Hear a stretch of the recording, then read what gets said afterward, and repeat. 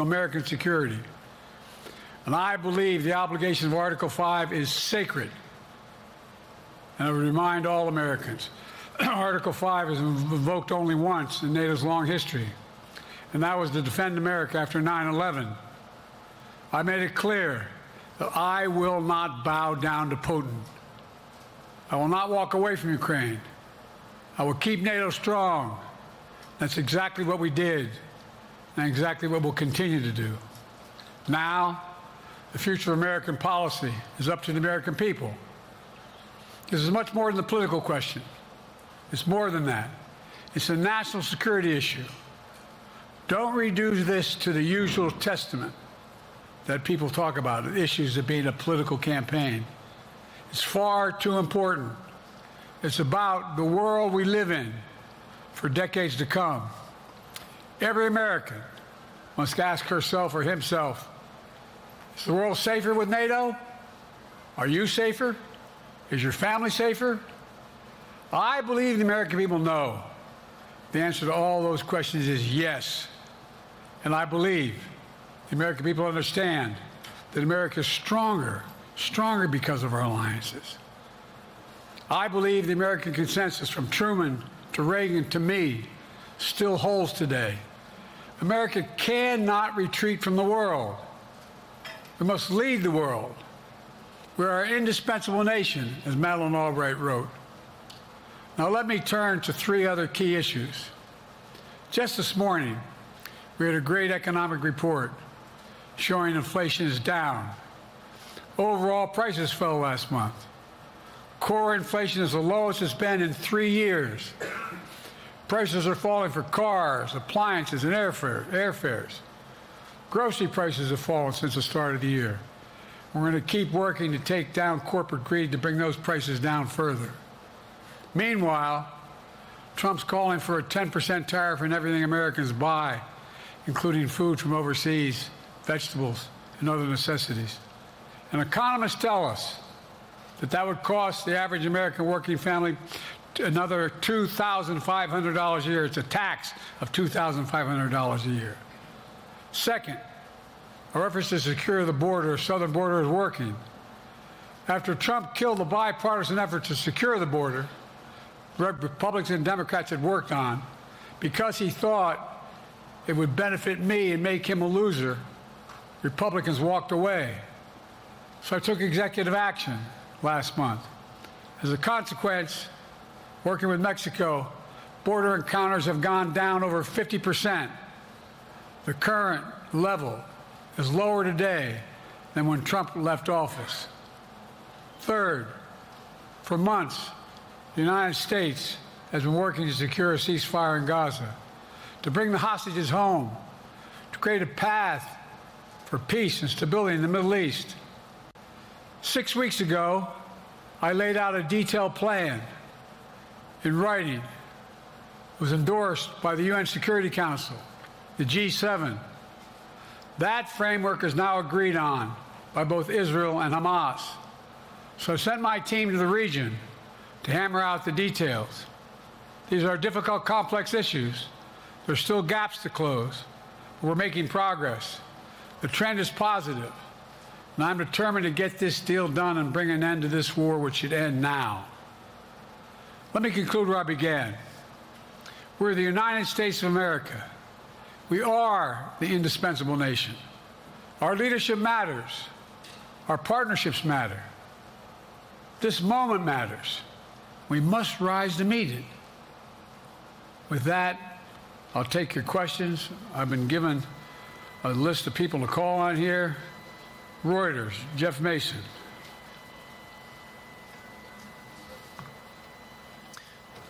Mr. President, your political future has hung over the NATO summit a little bit this week. Speaker Pelosi made a point of suggesting that your decision on whether to stay in the race was still open. George Clooney and a handful of lawmakers have called on you to step aside. Reuters is reporting tonight that UAW leadership is concerned about your ability to win. UAW just endorsed me, but go ahead. Thank you. My question for you is, how are you incorporating these developments into your decision to stay? And separately, What concerns do you have about Vice President Harris's ability to beat Donald Trump if she were at the top of the ticket? Look, I wouldn't have picked Vice President Trump to be vice president because I think she was not qualified to be president. So let's start there. Number one. The fact is that the consideration is that I think I'm the most qualified person to run for president. I beat him once, and I will beat him again. Secondly, the idea, I served in the Senate a long time. The idea that senators and congressmen running for office worry about the ticket is not unusual. And I might add, there are at least 5 presidents running or incumbent presidents who had lower numbers than I have now, later in the campaign. So there's a long way to go in this campaign. And so I'm just going to keep moving, and because, look, I got more work to do. We've got more work to finish. There's so much, we've made so much progress. Think about it. Think about where we are economically relative to the rest of the world. Name me a world leader who wouldn't want to trade places with our economy. We've created over 800,000 manufacturing jobs, 1.5 million jobs. I mean, so things are moving. We got more to go. Working class people still need help. Corporate greed is still at large. The prices, the corporate profits have doubled since the pandemic. They're coming down, and so I'm optimistic about where things are going. Danny Kemp, AFP. Thanks. Thank you, Mr. President. I wanted to ask you about you mixed up Presidents Zelensky and Putin earlier today. And you now have sort of your key allies, including the British Prime Minister, the President of France, and the German Chancellor having to step in and make excuses for you on that. And officials here are saying off the record that your decline has become noticeable. Hasn't this now, frankly, become damaging for America's standing in the world? Thank you. Did you see any damage to our standing in my leading this conference? Have you seen a more successful conference? What do you think? And the Putin piece, I was talking about Putin, and I said, and now, at the very end, I said, here, I mean, Putin. I said, no, I'm sorry, Zelensky. And then I added 5 other names. Look, guys, the idea anybody suggests that we haven't had an incredibly successful conference. How many times did you hear in that conference, I know it sounds too self-serving, but other leaders, heads of state, in thanking me, saying the reason we're together is because of Biden, because Biden did the following. Look, folks, this is well, anyway, I thought it was the most successful conference I've attended in a long time, and find me a world leader who didn't think it was. Next one, Nancy Cordes, CBS. Thank you, Mr. President. You mentioned other instances in history where presidents have faced a challenge, but what makes this moment in history so unique is that it is not your enemies who are calling on you to reconsider your decision to stay in the race. It's your friends, supporters, people who think you've done a great job over the past 4 years. Have you spent time thinking about what it would mean for your legacy, which you've worked decades to build, if you stay in the race, despite the concerns that voters say they have, and you lose to someone who you yourself have argued is unfit to return to the Oval Office? Well, look, I'm not in this for my legacy. I'm in this to complete the job I started. As you recall, understandably, many of you and many economists thought my initial initiatives that I put forward, can't do that, it's going to cause inflation, things are going to skyrocket, the debt's going to go up. What are you hearing now from mainstream economists? 16 economic Nobel laureates said I've done a hell of a job.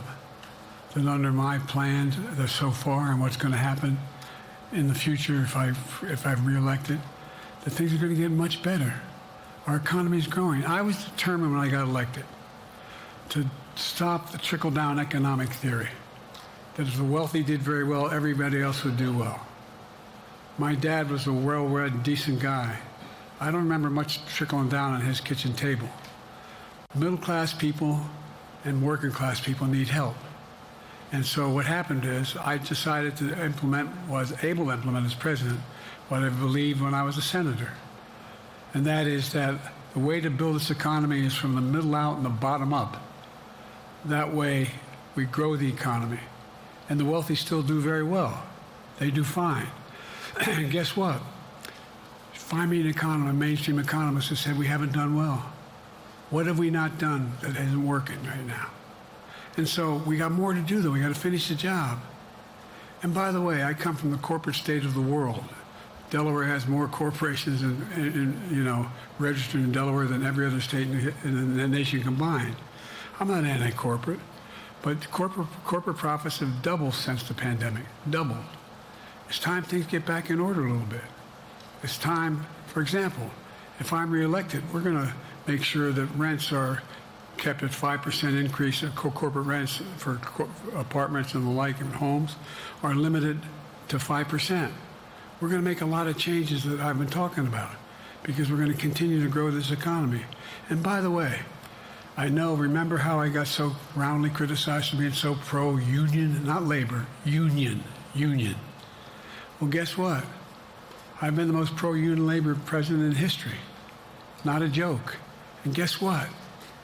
We had the Treasury Department do a study. When unions do better, everybody does better. Everybody does better.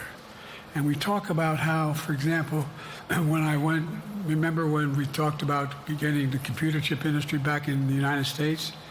Used to be 40% of the industry. We invented the chip. 40% of the industry was in the United States. And former presidents decided that the best way to do it is find the cheapest labor in the world, send the product over there and import what the product was. And so what did I do? I was told not to go over to to Asia, including Europe, but Asia.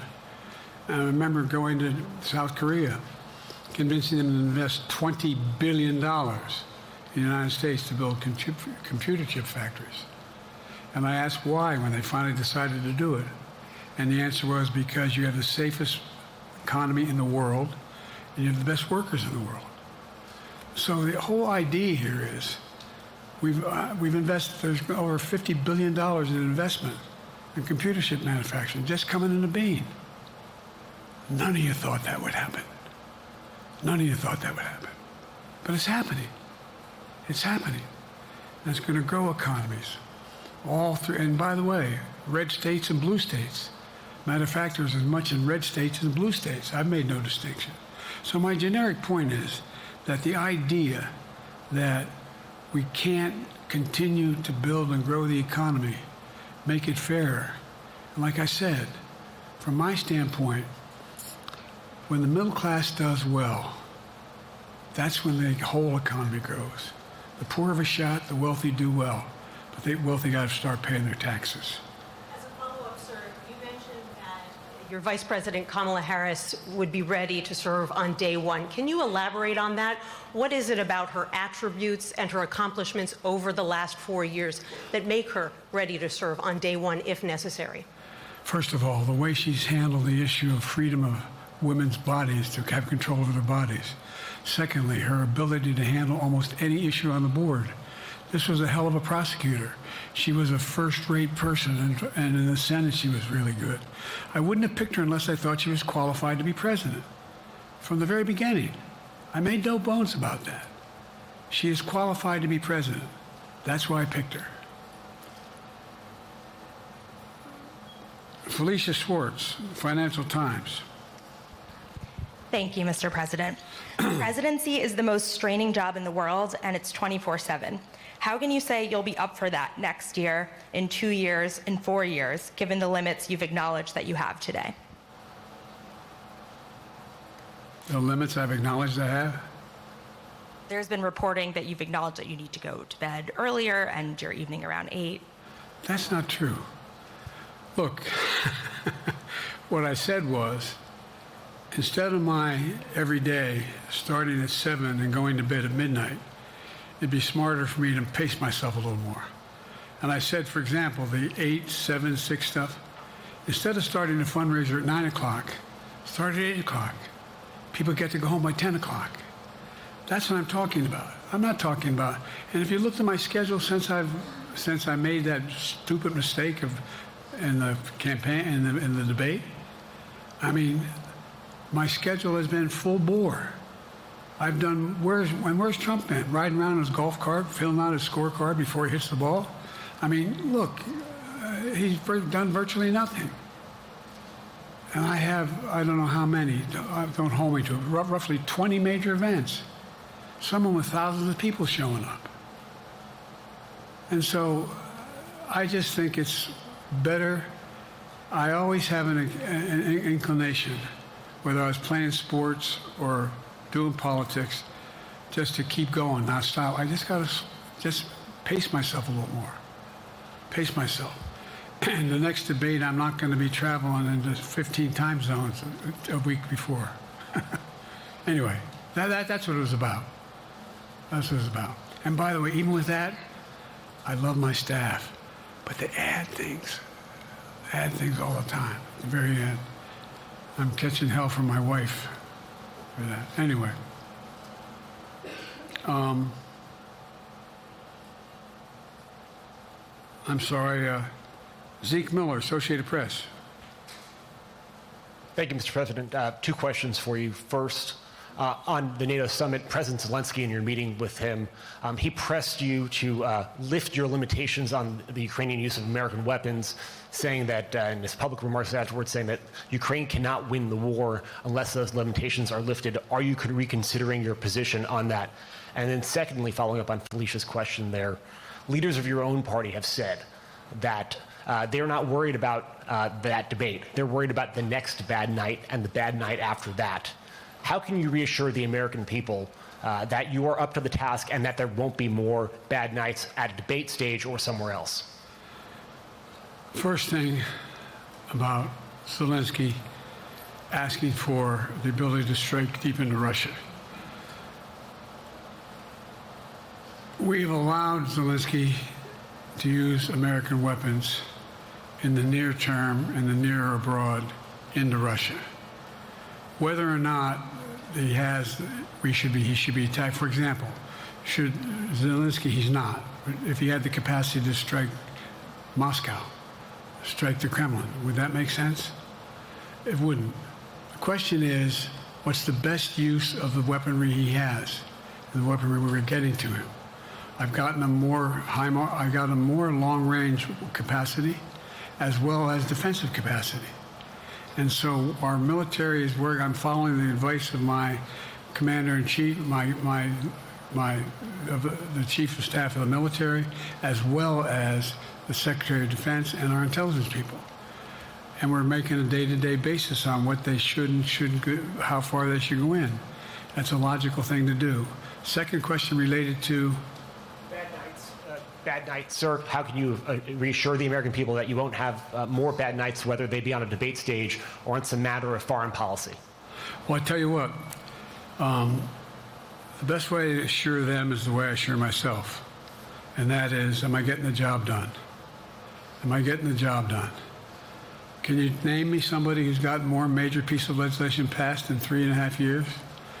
I created 2,000 jobs just last week. So if I slow down, I can't get the job done. That's a sign that I shouldn't be doing it. But there's no indication of that yet. None. What do we got here?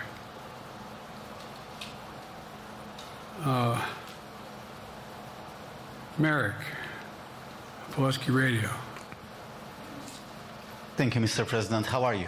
I'm well. The elections in the US have consequences around the world. You have pretty high standing in Europe. I just asked President Macron about you, and he said we are happy to have him as the President of the United States. But there is a concern. Many people in Poland and across Europe are worried that the former president may win the election. And there's a lot of concern that Donald Trump may weaken NATO, stop supporting Ukraine, or push Ukraine to give up territories to Russia. They're correct. And yourself was warning just 2 minutes ago about it. So my question is, do you think that Europe will be left on its own if Donald Trump wins the election? And what's your advice to European leaders to prepare for possible US disengagement? Well, look, I think, how can I say this without sounding too self-serving? I'm not having any of my European allies come up to me and say, Joe, don't run. What I hear them say is, you've got to win. You can't let this guy come forward. It'd be a disaster. It'd be a disaster.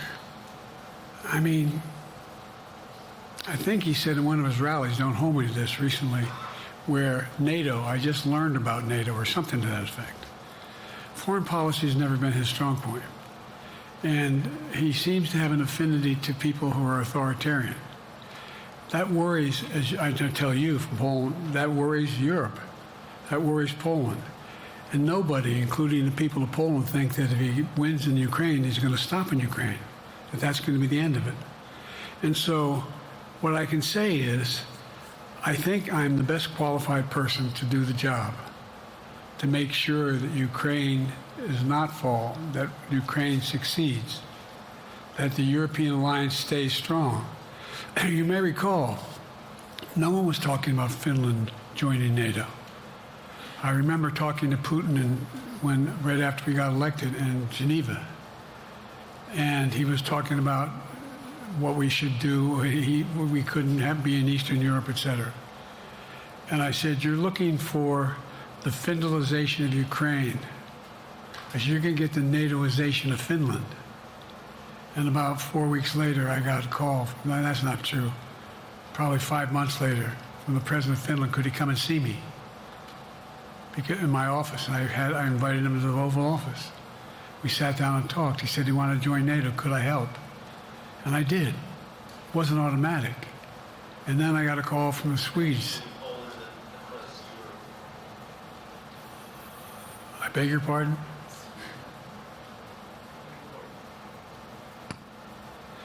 And so Finland joined NATO, 800-mile border is a significant, and they were already allies, but they weren't part of NATO. And you heard, I think you heard, maybe, I can't recall whether he said it publicly in our closed meeting, but he wouldn't mind it being repeated. He said, we decided in Finland, the people of Finland decided they had to be part of NATO. It was in our interest because of the joint ability to be together, to dissuade any attack on Finland. And the same thing with Sweden. It took a lot of selling to some folks, particularly in Turkey and other places, to agree to the expansion. But it expanded. And we're a hell of a lot stronger because of it. We're more secure because of it. And by the way, I was able to get 50 other nations, 50, to support Ukraine. 50. And we were able to bring about a coalition of Europe and Asia, Japan and South Korea. I just met we talked about AUKUS, and we talked about the relationship between Australia, New Zealand, Japan, South Korea, the United States. We're making the world safer and stronger because we have to deal with the new arrangement that exists in the world. The Cold War is over. The post-war era is over. What is going to replace it? And I respectfully suggest I have a pretty good idea what that should be. I've convinced a lot of people to follow it, and we're just going to get stronger. David Sanger. Where's it? Thank you, Mr. President. Be nice, David.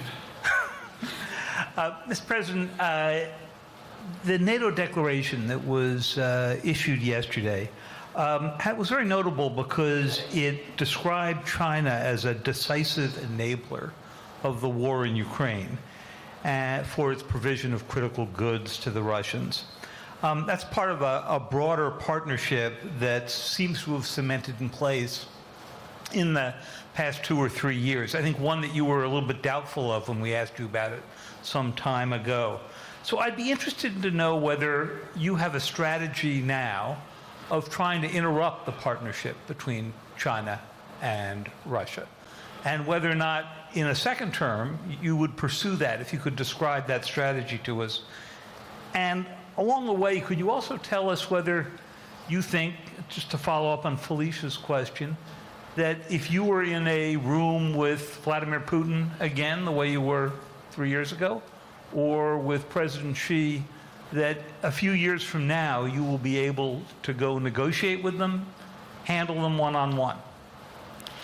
Well, the first part of the question is, we discussed and I raised in the NATO summit, and others raised, the future of China's involvement, what they're going to do, what they're doing with Russia in terms of accommodating, facilitating. They're getting access to additional. They're not supplying weapons themselves. They're supplying mechanisms for them to be able to get weapons. And China's position is basically, and I've spent more time with Xi Jinping than any world leader has, over 90 hours since being vice president all the way through, for real. And by the way, I handed all my notes. But my point is that Xi believes that China is a large enough market that they can entice any country, including European countries, to invest there in return for commitments from Europe to do A, B, C, or D, or not to do certain things. What's happened is we had a long discussion about what we have to make clear. China has to understand that if they are supplying Russia with information and capacity, along with working with North Korea and others to help Russia in armament, that they're not going to benefit economically as a consequence of that by getting the kind of investment they're looking for. And so, for example, we're in a situation where, and we've reestablished direct contact with China after that, remember the balloon, quote unquote, going down, and all of a sudden things came to an end? Well, we set up a new mechanism. There's a direct line between Xi and me, and our military has direct access to one another, and they contact one another when we have problems. The issue is that we have to make sure that Xi understands there's a price to pay for undercutting both the Pacific Basin as well as Europe, and as it relates to Russia and dealing with Ukraine. And so for example, if you want to invest in China, as you know this area really well, if you want to invest in China, you have to have a 51% Chinese owner. You have to make sure that you do by their rules. And you don't have the authority, and you have to provide all access to all the data and information you have. There was a while there, as you recall, the last administration and other administrations, where the access to that market was enticing enough to get companies to come in because they had access to over 1 billion people in a market, not 1 billion, but a lot of people in the market. And so they were doing it. But that got curtailed when we started saying we're going to play by the same rules. For example, the idea they don't abide by the international rules related to subsidizing products by the government funding. So guess what? They're not going to be able to export their electric vehicles to the United States without a significant tariff. Others are doing the same thing around the world. But it is a concern. It is a concern that you have both China, North Korea, Russia, Iran, countries that are not necessarily coordinated in the past, looking to figure out how they can have impact. Do you have a strategy to interrupt that impact? Yes, I do, but I'm not prepared to talk about the detail of it in public. And I think you'll see that some of our European friends are going to be curtailing their investment in Russia. In China, as long as China continues to have this indirect help to Russia in terms of being able to help their economy as well as help them in, as a consequence of that, their ability to fight in Ukraine. The other thing that we talked a lot about is that, and I raised it, and I didn't hear any. I can't swear that everyone agreed because not everyone got to talk about it. But we need a new industrial policy in the West. For example, we talked about how both the EU as well as NATO has to be able to begin to build their own munition capacity, has to be able to generate their own capacity to provide for weapons and the ability to, it came as a surprise to some of us how we had fallen behind in the West in terms of the ability to construct new material, new weaponry, new everything from vehicles to weapon systems. And so one of the things that came out of this was we're going to be meeting again with a number of my colleagues, my European colleagues, is what do we do to increase the capacity of the West, particularly in Europe and Japan, to be able to generate the kind of ability to produce their own weapon systems. Not just for themselves, but to be able to generate that. It's the same, it's what Russia's trying to figure out. That they went to China and they didn't get the weapons, but then they went to North Korea. But we're going to be in a position where the West is going to become the industrial base for it to be able to, the ability to have all the defensive weapons that we need. That was a discussion as well. Mr. President, I'm not sure you answered on whether you would be ready to go deal with Putin and Xi 2 or 3 years from now. I'm ready to deal with them now and 3 years from now. Look,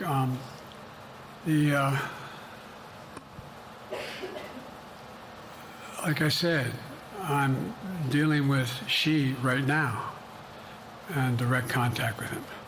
I have no good reason to talk to Putin right now. There's not much that he is prepared to do in terms of accommodating any change in his behavior.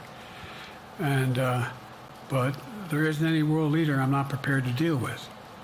But I understand the generic point is Putin ready to talk? I'm not ready to talk to Putin unless Putin's ready to change his behavior. And the idea, look, Putin's got a problem.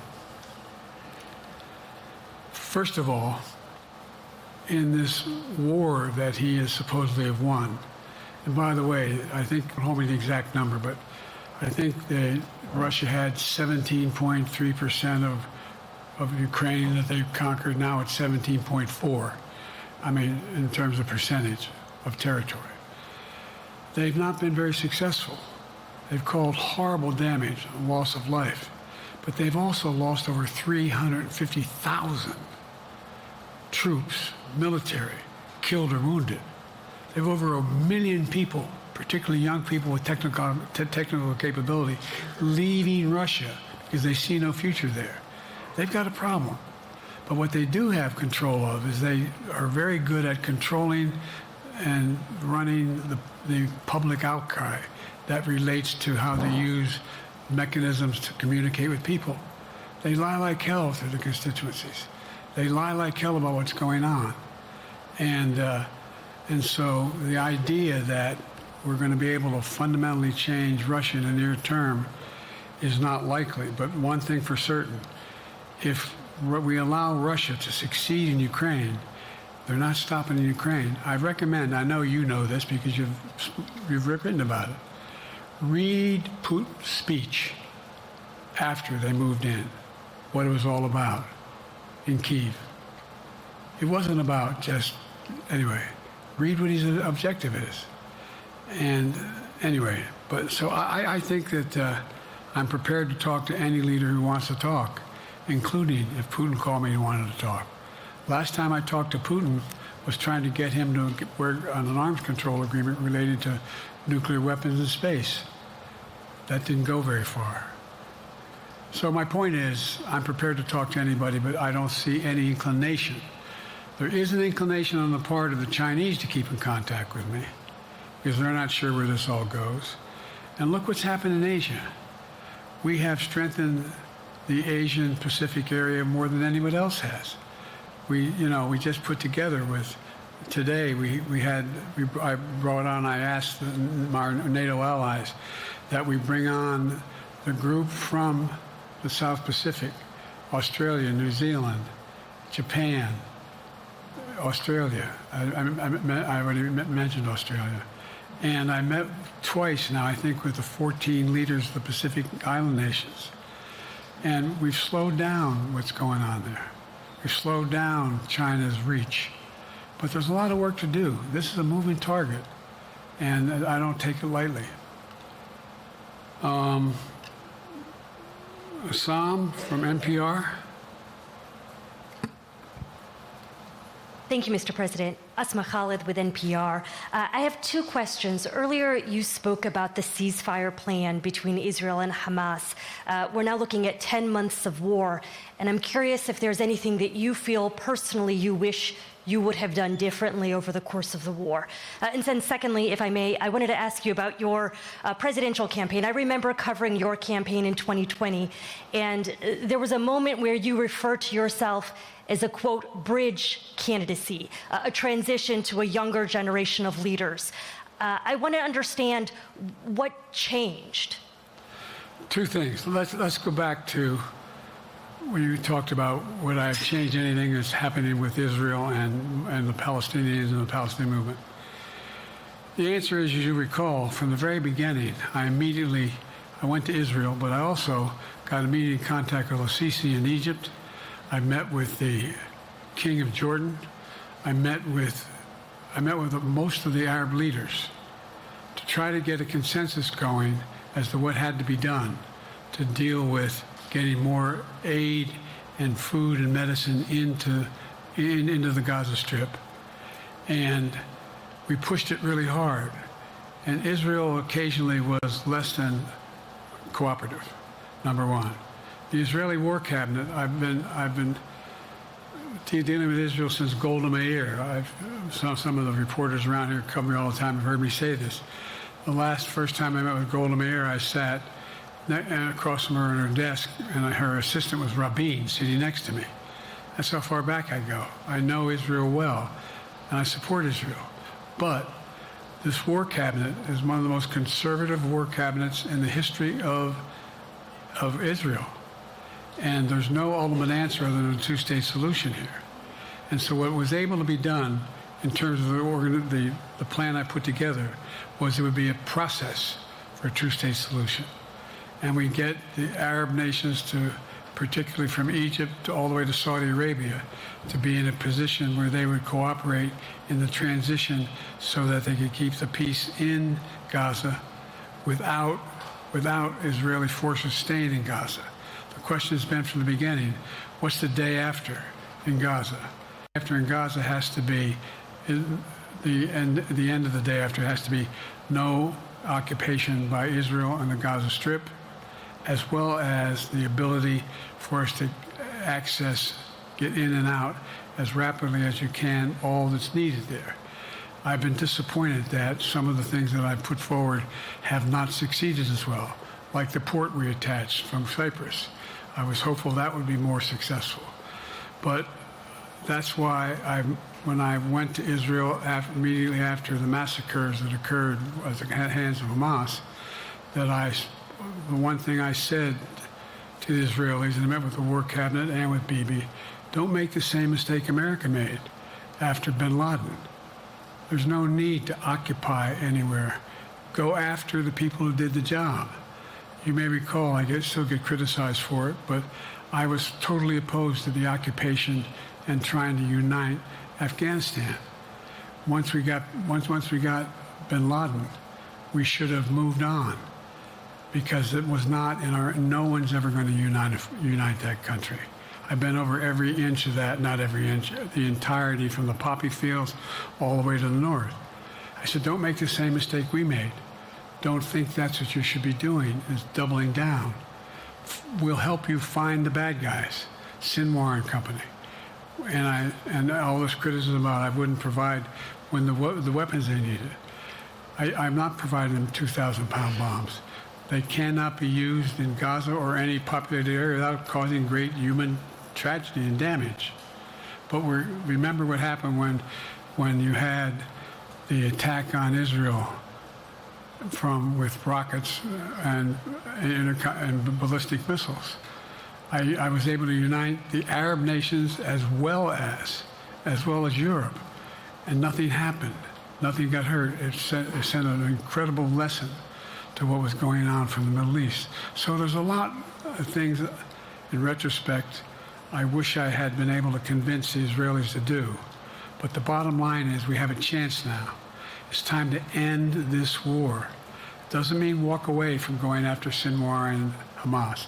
And if you notice, you know better than most, there is a growing dissatisfaction on the West Bank from the Palestinians about Hamas. Hamas is not popular now. And so there's a lot of moving parts.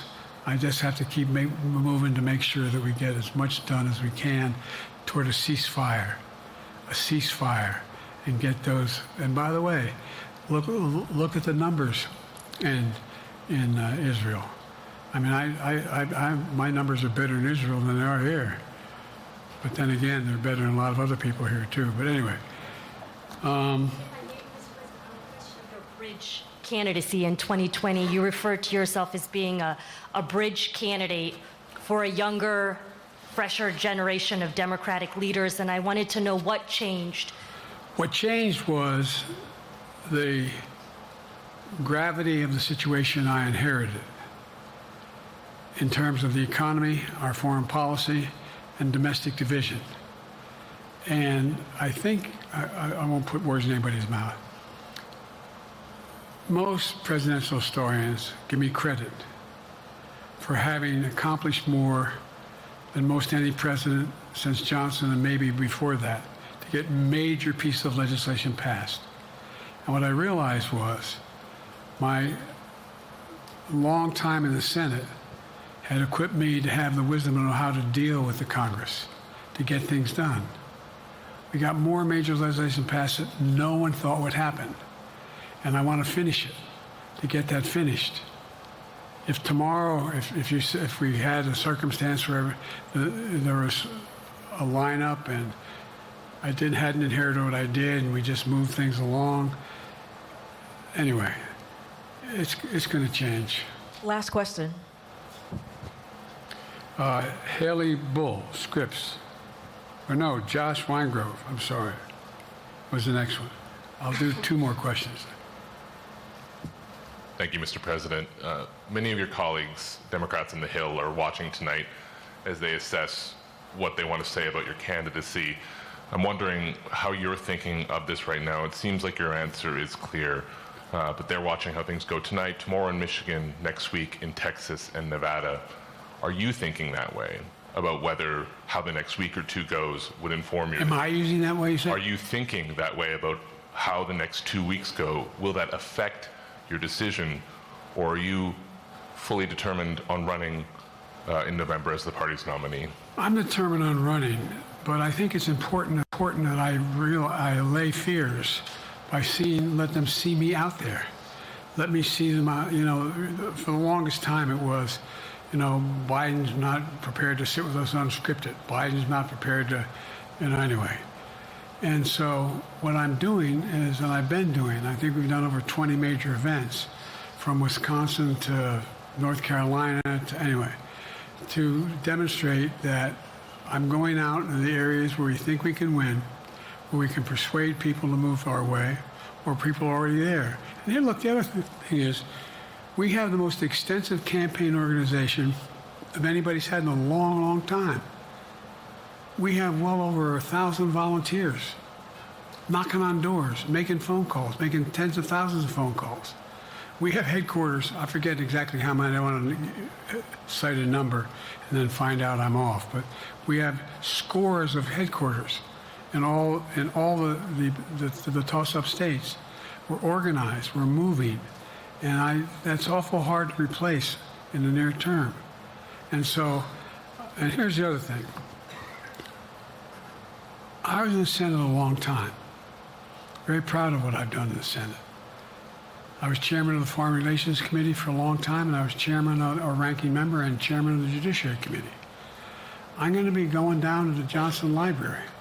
Anyway, I'm going to be going around making the case of the things that I think we have to finish and how we can't afford to lose what we've done or backslide on civil rights, civil liberties, women's rights. There's that little button we have. Control guns, not girls. I mean, the idea, we're sitting around, this is where Kamala's so good as well. We're sitting around, more children are killed by a bullet than any other cause of death. The United States of America. What the hell are we doing? What are we doing? We got a candidate saying, promise the NRA, don't worry, I'm not going to do anything. I'm not going to do anything.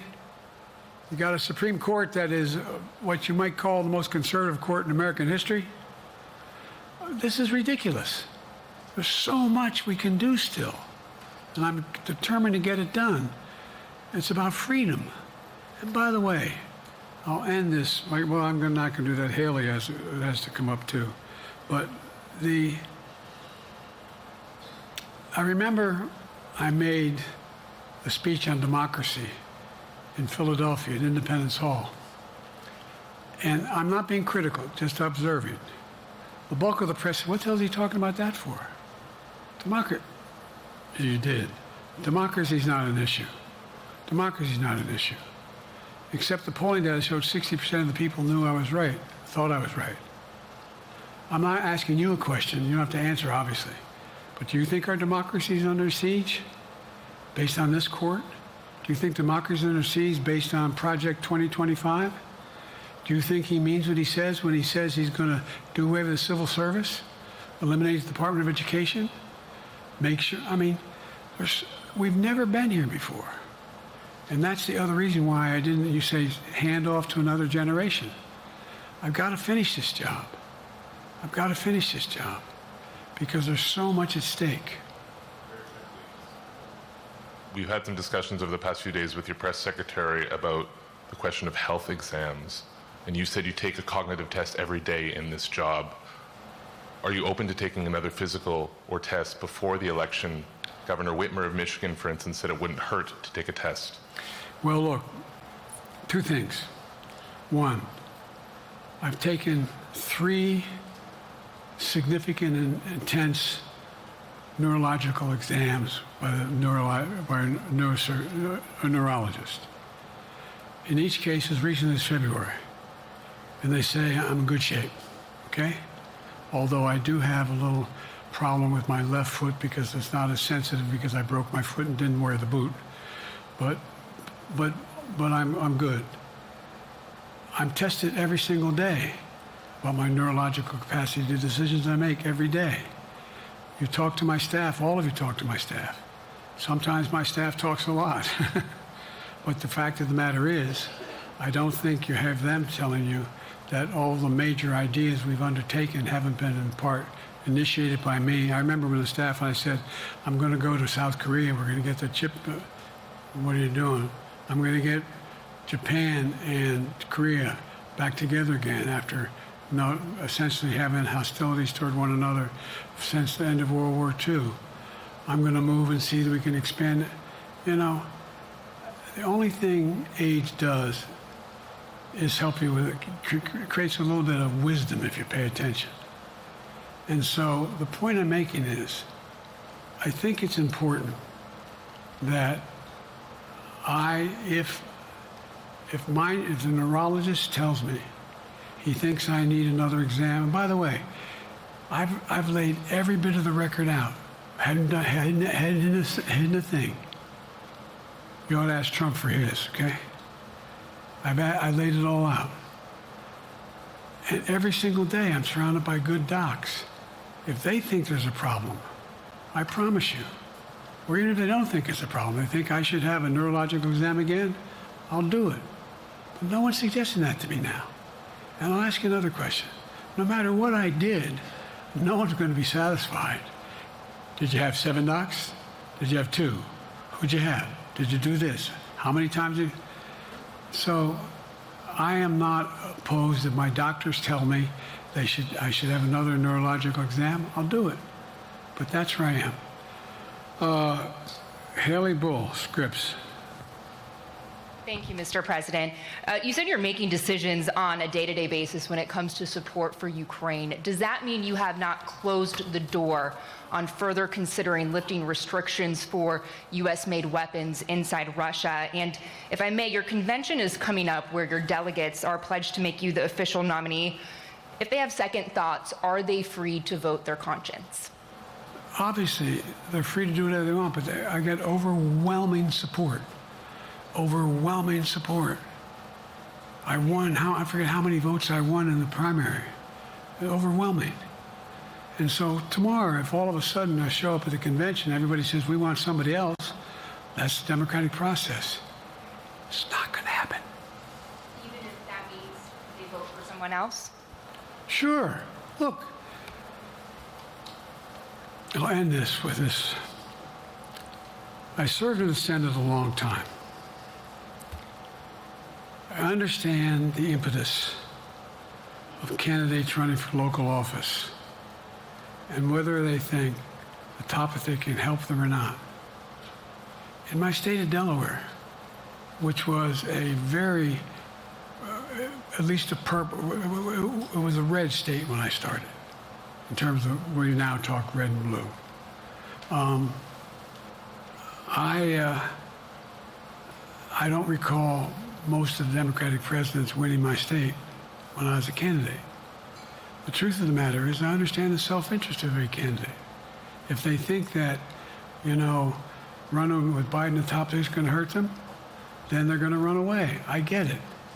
But so far, go and look at the polling data in their states. Look at the in-depth, and by the way, I think you'd all acknowledge, and you're all experts, I'm not being solicitous about the president, you're experts on this stuff. How accurate does anybody think the polls are these days? I can give you a series of polls where you have likely voters, me versus Trump, where I win all the time. When the unlikely voters vote, he wins sometimes. The bottom line is all the polling data right now, which I think is premature because the campaign really hasn't even started. I mean, it hadn't started in earnest yet. Most of the time, it doesn't start till after September, after Labor Day. So a lot can happen. But I think I'm the best I believe I'm the best qualified to govern. And I think I'm the best qualified to win. But there are other people who could beat Trump too. But it's awful start from scratch. And, we talk about, money raised. We're not doing bad. We got about $220 million in the bank. We're doing well. So with that, you have want to follow up on any of that you just asked me? Yes. You earlier explained confidence in your vice president. Yes. If your team came back and showed you data that she would fare better against former President Donald Trump, would you reconsider your decision to stay in the race? No, unless they came back and said, there's no way you can win. Me. No one's saying that. No poll says that. Mr. President, okay. Thanks. This ends tonight's press conference. Thanks, everybody.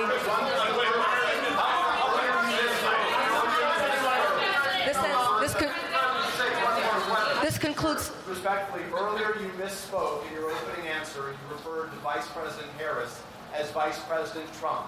right now Donald Trump is using that to mock your age and your memory. How do you combat that criticism from tonight? Listen to him. This concludes tonight's press conference. Thank you, everybody. Thanks, everyone.